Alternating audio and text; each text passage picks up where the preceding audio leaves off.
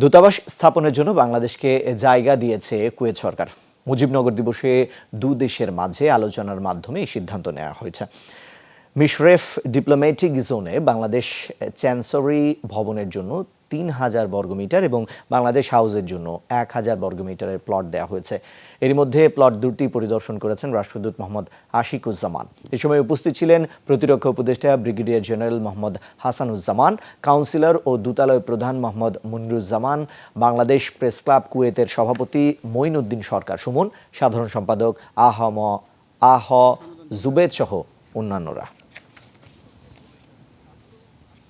Total এলাকা হচ্ছে ৩,০০০ square metre এম্বাসির জন্য এবং ১,০০০ স্কোয়ার মিটার রাষ্ট্রদূতের বাসভবনের জন্য।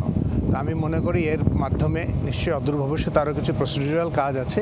এর মাধ্যমে কুয়েতে অবস্থিত আমাদের সম্মানিত প্রবাসীদের দীর্ঘদিনের একটা আকাঙ্ক্ষা, স্বপ্ন পূরণ হবে।